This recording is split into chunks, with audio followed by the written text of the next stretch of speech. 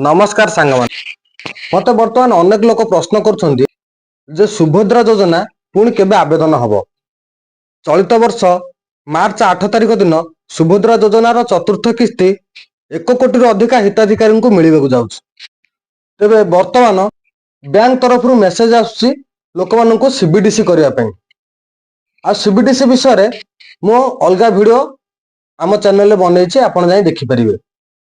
CBDC विषय में अनेक प्रश्न लोक मन थिला आ मत भी पचारचंती जे बैंक रु मेसेज आसुची कॉल भी आसुची जदि आम सीबीडीसी न करबा कौन हमको सुभद्रा योजनार आसंता किस्ती मिलिबो कि नाही। तेबे मु से वीडियो रे यार सीधा उत्तर मध्य देइची जे आपण जदि डिजिटल पेमेंट करि परिबे तेबे सीबीडीसी खोलंतु, जदि आपण डिजिटल पेमेंट न करि परिबे तेबे सीबीडीसी खोलिबार कोनोसी आवश्यकता नाही। सुभद्रा योजनार नूतन आवेदन वर्तमान सामयिक भाव सरकार बंद रखिछंती। आसंता मार्च मास 8 तारिख दिन सुभद्रा योजनार चतुर्थ किस्ती हिताधिकारी को मिलिबो। तेबे जेउ माने नुआ आवेदन करिथिले आउ गत जनवरी मासरे मध्य प्रथम किस्ती टंका पाइचंती सेमाने मध्य मार्च मास 8 तारिख रे सुभद्रा योजनार द्वितीय किस्ती टंका पाइ। वर्तमान सुभद्रा योजना आवेदन हेउ नाही बा सुभद्रा योजनार नूतन आवेदन ग्रहण करा जाउ नाही। पुणी जेबे सुभद्रा योजनार नूतन आवेदन खोलिबो आम चैनल रे जणाई दिया जिवो, आपण माने सेतेबेले नूतन आवेदन करिवे। वर्तमान सुभद्रा योजनार नूतन आवेदन सामयिक भाव बंद रखा जायछि। आहुरी मध्य लोक मते प्रश्न करछंती जे आमे प्रथम किस्ती द्वितीय किस्ती पाइछु तृतीय किस्ती टंका पाइनु। अन्य मानकर भी प्रश्न अछि से माने प्रथम किस्ती टंका पाइछंती द्वितीय तृतीय किस्ती टंका मध्ये पाइ नाहंती। आउ किछि लोक अछंती से मानकर पेमेंट एबे भी प्रोसेसिंग देखौछि।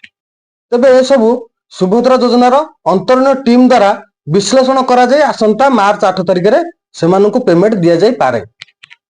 तबे जे माने प्रथम किस्ती पाइछंती आ द्वितीय तृतीय किस्ती पाइ नाहंती हुए तो सेमाने आउ सुभद्रा योजनार चतुर्थ किस्ती न पाइ पारंती, कारण सेमानकर सुभद्रा योजनार सेमानकर ना बाद दिया जायछि। विभिन्न कारणरू सेमानकर ना सुभद्रा योजनार बाद दिया जायछि। सेमाने सुभद्रा योजनार प्रथम किस्ती टंका पाइछंती किंतु द्वितीय तृतीय किस्ती टंका पाइ नाहंती। कारण प्रथम किस्ती जेतेबेले सुभद्रा योजना टंका मिलिला सेतेबेले सरकार एते विशेष भाव में जांच करनथिले, तेणु आवेदनकारी माननको सुभद्रा योजनार प्रथम किस्ती टंका मिली जायछि। तापर द्वितीय किस्ती बेलको आवेदनकारी खाता को भल भाव में जांच करा जायछि। तापर सेमाननको अयोग्य घोषणा करा जायछि आ पोर्टल ले कोन पे सेमाने अयोग्य तार मध्ये विवरणी प्रदान करा जायछि। आपण चाहिले सुभद्रा योजना पोर्टल ले आवेदन स्थिति मध्ये जांच करि परिबे। अनेक लोकंकर टैक्स पेयर हिसाब रे कटि जायछि, अनेक लोकंकर घरे गवर्नमेंट चाकरी हिसाब रे कटि जायछि। तबे सेमाने बारंबार ग्रीवेंस पोर्टल ले आवेदन मध्ये करूचंती। तबे सेमानक मध्यरु सरकार काहाकु पुणी योग्य घोषणा करिवे कि सेमाने पूरा संपूर्ण अयोग्य रहिबे ताहा मार्च 8 तारिख दिन किस्ती प्रदान पर जणा पड़ जिवो। आ जे माने मार्च 8 तारिख रे सुभद्रा योजनार चतुर्थ किस्ती टंका पाइबे नाही सेमाने सुभद्रा योजनार संपूर्ण बाद पडिगले, सेमाने केबे भी मध्य सुभद्रा योजनार चतुर्थ किस्ती टंका पाई परिबे नाही।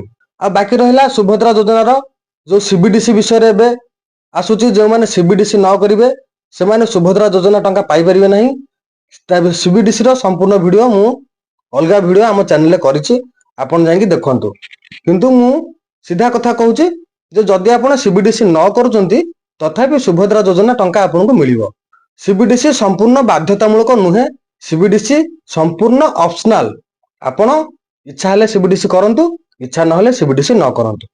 किंतु सुभद्रा योजना जदि आपण योग्य हिताधिकारी सीबीडीसी पई आपनको सुभद्रा योजना किस्ती बंद हेबो नाही।